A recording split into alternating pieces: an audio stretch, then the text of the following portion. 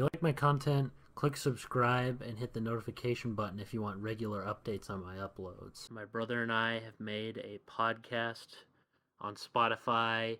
You can also see it on Breaker, Google Podcasts, Radio Public, Pocket Podcasts, and Anchor. We have some cool conversations about, well, you guessed it, video games, and it's very similar to the type of content I do here. So if you want double the dose of my content, go there in the description.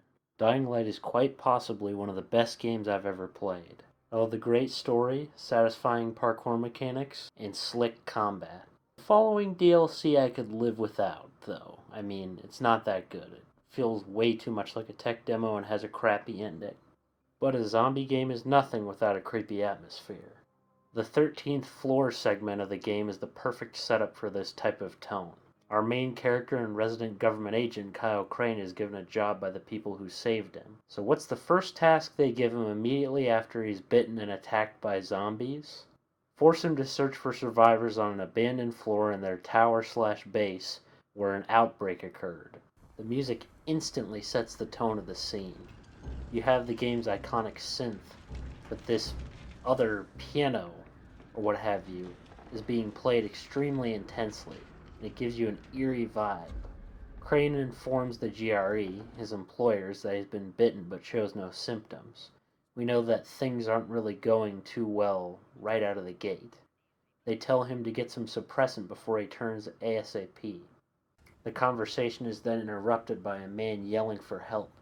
Crane sees a lead pipe of all things, and takes it to defend himself. The fact that this is his only line of defense makes the situation feel even more hopeless.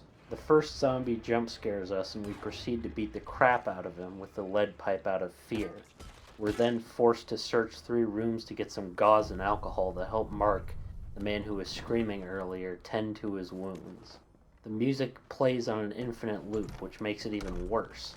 We finally get everything we need, help Mark, and contact the tower's doctor, named Lena.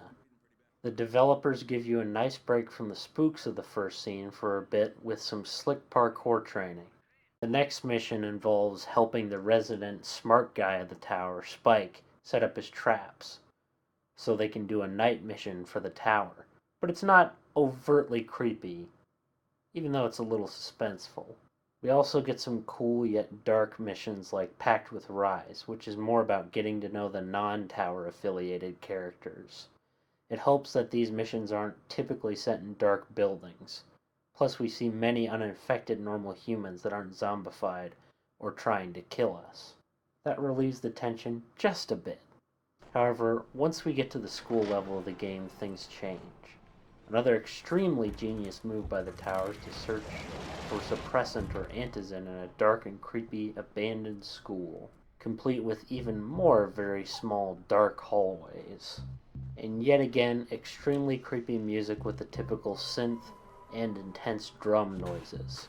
You see the bodies of multiple people who were presumably zombies and covered in blankets to prevent infection. The villain Rise thugs start appearing, and a really catchy sounding 80s action movie-esque soundtrack plays during the combat with them, and it does alleviate the tension a bit. Then the zombies finally bust in and the spooks intensify a ton. The ever-terrifying virals, literal running and screaming zombies, start attacking you. You then run from the zombies and go into a dark basement. Rise men and the zombies are all over the place. After you kill them, you escape the school, and of course it's nighttime. You then run from the stressful night-dwelling zombies and get back to the tower. Fast forward to the death of Raheem, and we're forced to go after Jade when she thinks Crane caused her brother's death.